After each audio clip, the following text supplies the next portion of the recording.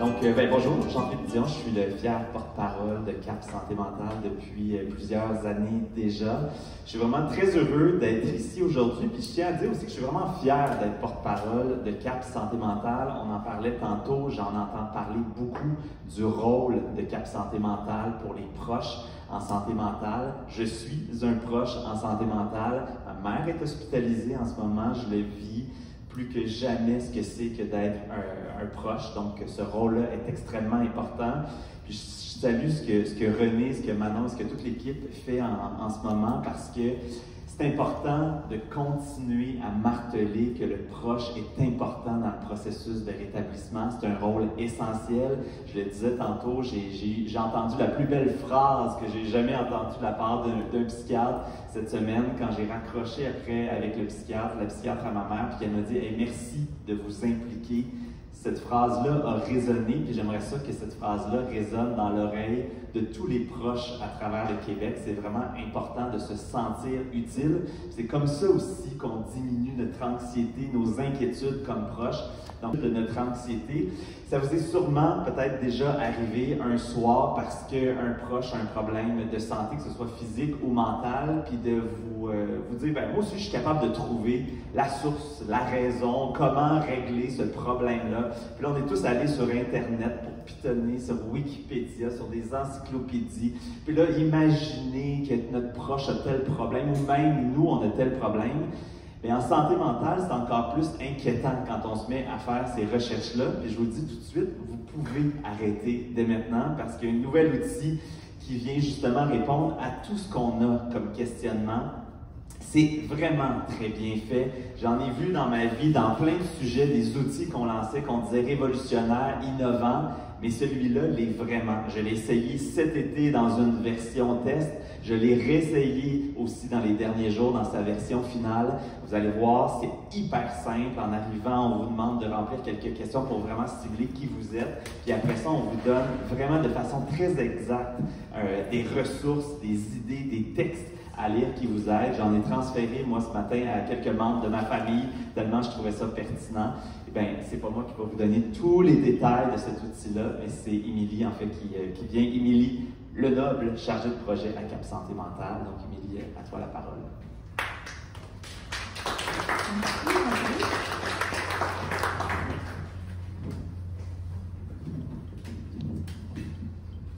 Donc, je suis très heureuse de vous montrer en grande primeur l'outil, à quoi il va ressembler, à quoi il ressemble en fait. Donc, on arrive sur la page d'accueil et bien évidemment, là, je vous le présente rapidement en 5 minutes. C'est sûr que pour faire un grand tour complet de tout l'outil, ça prend beaucoup plus de temps et donc c'est pour ça que je vous invite à après aller vous familiariser avec lui et aller voir tout le potentiel de l'outil au complet. Donc, on va quand même faire ensemble un petit tour d'horizon rapidement. Donc, comme Jean-Philippe le disait, en arrivant sur l'accueil, on vous invite à remplir un questionnaire pour vraiment personnaliser l'expérience de la personne. Donc, toutefois, on ne veut pas d'informations trop personnelles, tout ça. Donc, c'est toujours des questions. Pas de nom, pas de localisation, tout ça. Donc, là, on me demande en lien avec qui je recherche des informations. Donc, par exemple, moi, je recherche des informations en lien avec ma fille. Et là, directement, l'outil s'y personnalise à sa situation. Donc là, on me demande si ma fille elle vit avec un trouble de santé mentale en particulier. Donc, par exemple, là, elle vit avec un trouble dépressif. Et on sait que ça arrive fréquemment, donc il y a la possibilité de mettre des troubles secondaires aussi. Donc, en plus, elle vit aussi avec un trouble anxieux. Donc, on peut l'ajouter. Et encore une fois, pour personnaliser mon expérience, on me demande si moi, je me considère comme son père, sa mère ou autre. Donc, par exemple, moi, je suis sa mère, dans ce cas-ci. Et toujours sans demander l'âge trop précisément, je m'identifie plus jeune adulte, donc là, adulte. Et la dernière question, je voulais que ce soit très rapide, pas trop chargé. Donc, y a-t-il des situations en particulier où vous cherchez des réponses liées à ça? Donc là, par exemple, je me sens épuisée, peut-être des problèmes avec les médications, des difficultés à mettre mes limites, établir mon rôle, tout ça, peut-être la solitude aussi. Donc, je sélectionne tout ce que j'ai besoin. Et l'outil va générer des outils pour moi, donc vraiment, comme Jean-Philippe disait, lié avec ma situation, lié à tout ce que j'ai écrit, et donc découvrir les outils qui s'offrent à moi. On arrive dans mes résultats personnalisés. Donc, puisque j'ai indiqué que j'accompagnais ma fille, on va me présenter plein d'articles, de vidéos liés avec le fait que j'accompagne ma fille. Donc, je peux aller les enregistrer ici pour plus tard, par exemple. On va aussi me présenter plein de choses liées au fait que j'ai indiqué que c'était un trouble dépressif, trouble anxieux. Donc, des documents, des articles encore, je peux les enregistrer. Des dossiers avec toutes les choses liées à ces troubles-là. Et finalement, dernière section de mes résultats personnalisés, donc tout ce qui est lié à ma situation. Donc ici, apprivoiser mon stress, le mieux-être, tout ça. Donc je peux aller voir plus loin, voir s'il y a des choses qui m'intéressent. Et bien évidemment, aller cliquer sur une des ressources. Donc là, par exemple, moi je veux savoir comment m'impliquer dans le rétablissement, j'arrive là-dessus. Il y a toujours l'auteur qui est mis de l'avant pour être sûr qu'on puisse aller vérifier c'est qui, est-ce que je peux lui faire confiance. Donc on peut aller cliquer voir c'est qui ça, Mireille Saint-Onge. Si je préfère, je peux écouter l'article, donc si je préfère ne pas le lire au complet, je peux l'écouter. Et on voit directement que l'outil va s'adapter à moi, encore une fois. Là, on voit directement en haut qu'on parle que j'accompagne ma fille. Donc partout, on va parler du fait aussi que c'est un trouble dépressif avec lequel elle vit, tout ça anxieux, comme on avait dit dans le plus tôt. Et sur le côté, si j'ai pas envie nécessairement de peut-être le lire au complet tout de suite, j'ai un petit aide-mémoire avec des choses importantes du texte que je peux également ajouter à mon coffre pour plus tard. Et il y a l'onglet « À vous de jouer ». C'est vraiment ça, c'est dans cet onglet-là que tout le potentiel de l'autogestion il se concrétise. Donc, toujours lié avec le fait qu'on est sur un article sur s'impliquer dans le rétablissement. Bien là, on va me demander des questions pour que je réfléchisse à mon implication dans le rétablissement de mon être cher. Donc, plein de questions différentes. Là, ici, on me demande par exemple, c'est quoi mes besoins à moi dans ça? Je peux cocher des choses. Donc là, je vais défiler, donc écrire des choses. Donc vraiment amener la personne à cheminer là-dedans. Et au bas, on veut toujours guider la personne dans une espèce de trajectoire qui va l'aider à aller voir d'autres choses. Donc, à place de la laisser un peu, hop, c'est fini, ben voilà. On va l'inviter à aller voir, par exemple, ici, peut-être qu'après avoir vu ça, s'impliquer dans le rétablissement, bien, la gestion de la confidentialité, ça peut être pertinent. Donc, on va l'amener juste ici. Si la personne préfère, il y a toujours l'option d'imprimer le questionnaire. Et sinon, moi, je ne l'ai pas rempli au complet, mais c'est fini pour moi là aujourd'hui. Je l'ai enregistré. Et à tout moment, je peux le récupérer dans mon coffre à outils. Donc, ici aussi dans le menu. Dans mon coffre, je retrouve évidemment la boussole que j'ai remplie, donc je peux retourner voir mes résultats personnalisés. Si j'ai peut-être pas enregistré une ressource qui m'intéressait, mais que je veux y aller plus tard, bien, je vais avoir aussi mon historique. Là, évidemment, on va regarder seulement une ressource. Tout ce que j'ai enregistré, mes dossiers que j'ai enregistrés, le petit aide-mémoire et ma réflexion aussi que je peux retourner, continuer, tout ça. Donc évidemment, là, il y a plein d'autres icônes qu'on peut aller explorer, il y a d'autres choses, et pour vraiment voir tout le potentiel de l'outil, il faut aller l'explorer vous-même. Petit dernier détail que je vous dis, c'est évidemment ici, on a 3 choses. Donc, je peux m'envoyer mon profil par courriel pour y revenir. Et on n'a pas créé de compte, donc si on veut revenir à tout ça que j'ai enregistré, je peux le mettre sur mon courriel. Sinon, c'est enregistré dans mon ordinateur. Et donc, c'est pour ça que je peux décider de l'effacer complètement si je ne veux pas que ça se retrouve, si je ne veux pas que mon être cher peut-être vienne sur mon ordinateur, voit tout ça. Donc, je peux l'effacer pour qu'il n'y ait plus de traces. Et je peux le partager aussi. Là, par exemple, moi, je disais que j'étais une mère, peut-être je veux partager à mon conjoint les ressources que j'ai trouvées, donc je peux le partager ici. Et donc, quand je veux plus, je peux tout effacer. Et on est de retour à la case initiale pour ça. Donc, petit tour rapide, je laisse la parole pour la suite.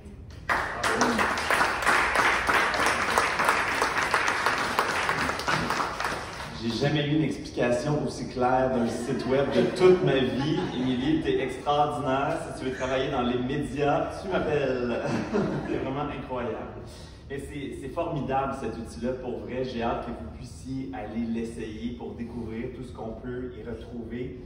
Ça fait du bien, en fait, surtout quand je suis allée cet été, moi je réalisais que il y avait des textes qui correspondaient exactement aux questions que je me posais. Puis moi, je me trouvais bien bizarre de me poser ces questions-là, puis je me sentais un peu seul. Puis là, tu réalises que c'est tout à fait normal de s'interroger par rapport à certains sujets quand on ne sait pas comment aider. Tu sais, je voyais ce matin, quand j'y suis retourné, je voyais comment réagir quand notre proche entend des voix, qu'est-ce qu'on dit. c'est une question que ma sœur et moi, on s'est posée à peu près 1000 fois dans notre vie. Comment on réagit, comment on intervient auprès de la personne qu'on aime? Bien, on a un texte qui nous aide à répondre à ces questions-là. Maintenant, je vais vous présenter des personnes importantes dans toute cette grande aventure-là. Puis on va commencer avec le directeur général de CAP Santé Mentale, René Cloutier.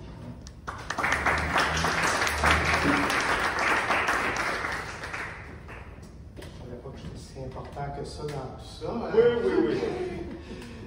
L'équipe a vraiment travaillé fort. En tout cas, je voulais commencer, puis là, Émilie a mis la barre haute, là. Si je vais être aussi clair, en tout cas, je vais me forcer.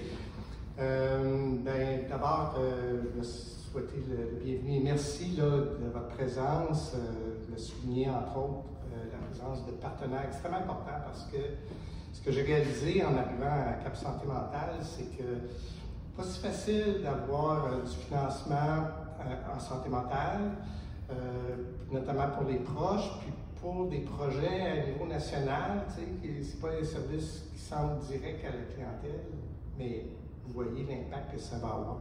Donc, je voulais souligner la présence, notamment de Guillaume Joseph de l'appui, qui a cru dès les premières heures à l'importance de soutenir les proches en santé mentale. Joël Paris-Julien de la Fondation FMSU qui est là aussi, qui nous soutient pour des projets pour les jeunes en particulier. Donc, puis d'autres présences, là, M. Ville, Axel, etc. Donc, Diane Riendo, une des premières pères aidants de famille. Merci d'être là, Diane.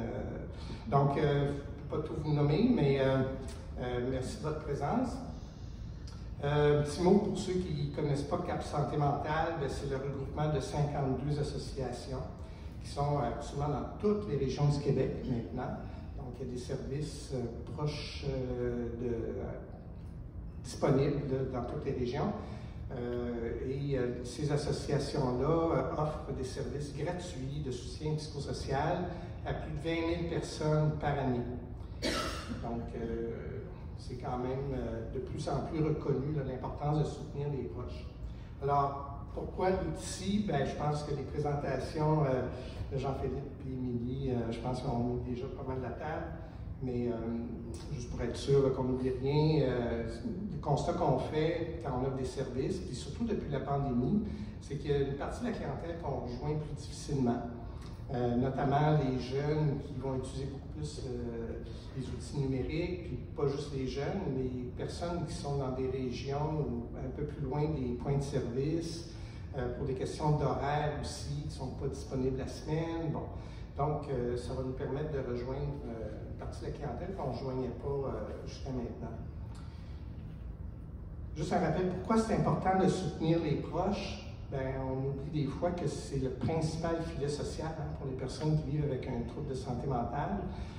Comme intervenant, je l'ai été dans mon plus jeune temps, on fait des interventions ponctuelles et la famille est tout le temps là. Comme il y en a qui disent, la famille est là avant, pendant et après. Donc, c'est extrêmement important de reconnaître ce rôle-là de soutien des proches, mais aussi que ces proches-là ont des besoins qui sont propres à eux. Quand il y a un problème de santé mentale qui arrive dans une famille, bien, c'est toute la famille qui est affectée, qui vit ça avec toutes sortes de sentiments. On l'a évoqué, les proches souvent se sentent impuissants, coupables, en détresse, etc. Donc, c'est important que les proches soient soutenus spécifiquement. Souvent, dans le réseau, on intervient auprès de la personne qui a un problème de santé mentale, on oublie de demander à cette personne-là, as-tu un conjoint, as-tu des enfants qui peuvent être affectés par la maladie que tu vis? Fait que, c'est important que ces personnes-là aient aussi dans l'entourage des services qui sont propres à leurs besoins. Puis aussi, quand on soutient les proches, bien, ça les outille. Puis on le sait, ça permet parfois d'apaiser, prévenir des situations de crise. Ça permet de contribuer au rétablissement, au succès du rétablissement de la personne. Donc, c'est important de les considérer, de les intégrer, puis aussi de les outiller. Et ça, c'est un des outils qui va permettre de soutenir les proches là, pour qu'ils jouent bien leur rôle d'aidant auprès de la personne qui vit un trouble de santé mentale. Donc, c'est un outil novateur. On est très fiers. L'appui, quand il a financé ce projet-là, il nous a dit on espère que ça va devenir un modèle. Donc, ça a mis beaucoup de pression sur Émilie, Manon et toute l'équipe pour produire quelque chose, mais c'est vraiment extraordinaire comme résultat. Et donc, on espère que ça va être répandu, utilisé là, le plus possible. Donc, on va investir dans la diffusion au cours des prochains mois, des prochaines années. Et là-dessus, bien, on va soutenir, puis on va avoir l'aide de nos associations membres aussi pour que cet outil-là soit connu par le maximum de proches au Québec. Fait que je voulais terminer en donnant un merci particulier à l'appui. Guillaume, je le dis, puis c'est le premier organisme qui a reconnu l'importance de soutenir les proches en santé mentale. Là, puis ça nous a permis après ça d'aller chercher d'autres financements. Donc, grâce à l'appui, on est capable maintenant de reconnaître la place des proches en santé mentale et l'importance de les soutenir. Donc, merci beaucoup, Guillaume, pour ton soutien, puis aussi à la Fondation de la FMSQ aussi, qui nous soutient pour d'autres projets pour les jeunes. Donc, est-ce que j'ai été assez clair? Très clair. Merci 10 sur beaucoup. 10. Dans le sur 10,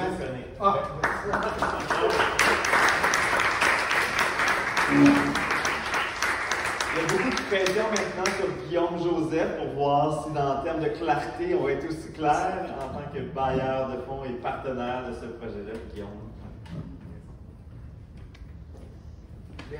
Merci Jean-Philippe, merci René. C'est trop de beaux mots. En fait, l'appui, évidemment pour nous, ça, ce genre de projet-là, c'est des projets bonbons. On peut les appeler comme ça. On est heureux, nous, de pouvoir donner vie à ça. Donc, on est vraiment un intermédiaire, une courroie de transmission. C'est sûr qu'on les rend possible, mais tout le travail est vraiment aux équipes parce que pour gérer nous-mêmes à l'appui des produits numériques et tout ça, vous n'avez pas idée de la complexité qu'il y a en arrière de ça pour rendre ça si simple et pour l'usager. Ce projet-là coche par ailleurs plusieurs cases dans les belles réalisations, c'est-à-dire du contenu vérifié qui a été monté en équipe avec des experts, centralisé, l'anonymat des données, la préservation de la confidentialité, la possibilité, vous l'avez vu avec la présentation, d'enlever des données, parce que ça peut être des enjeux importants qui freinent les familles, les utilisateurs. René en parlait, pour les proches, ils ont besoin de soutien, on ne le dira jamais assez, ils sont essentiels. Souvent, leur plein focus, priorité numéro 1, est tout tourné, concentré vers la personne qui est atteinte, qui souffre de troubles en santé mentale, mais on le voit aussi dans d'autres sphères de limitation. Donc, c'est important de pouvoir les rejoindre aussi via différentes solutions. Pour moi, ce site-là, pour certaines personnes, c'est un site qui va répondre à 100% de leurs besoins, selon certains... où est-ce qu'ils sont rendus dans leur trajectoire. Ça ne remplace toutefois pas des humains, des intervenants qui travaillent dans les associations liées à Cap Santé Mentale et à d'autres. Et donc, c'est aussi une porte d'entrée pour amener à des services. Donc, ça vient répondre à des questions qu'ils ont, mais c'est un site aussi qui va normaliser certaines questions d'appréhension ou tout ça que les proches aidants vont pouvoir avoir. Et aussi peut-être leur faire voir d'autres questions, puis les inciter à aller chercher un complément d'aide ou de conseil et tout ça. Peut-être pas, puis c'est correct comme ça. Les gens peuvent juger du niveau de besoin, où est-ce qu'ils en sont, puis ça peut varier. Il n'y a pas de représentants gouvernementaux, donc je vais me faire l'intermédiaire de ça, puisque l'appui, on peut rendre disponible ce type d'initiative-là par la confiance que le ministère de la Santé et des Services sociaux nous a donné dans le cadre du plan d'action pour les proches aidants, en nous confiant la gestion d'une mesure visant la transition numérique des organisations qui œuvrent auprès des proches aidants. Et ça, c'est un des projets qu'on a pu soutenir grâce à ça. C'est pas évident, c'était le sujet de notre discussion juste avant la conférence. Ça prend des ressources pour développer un site comme ça. Ça prend de l'expertise dans l'organisation, mais il faut s'entourer aussi des bons experts externes qui vont comprendre la complexité de la cause tout ce qui entoure la santé mentale, dans le vocabulaire et tout ça. Donc, c'est des gros projets, mais des beaux projets, et c'est notre fierté vraiment de pouvoir être partenaire de ce projet. Bravo à toute l'équipe. Franchement, c'est un produit excellent. Merci.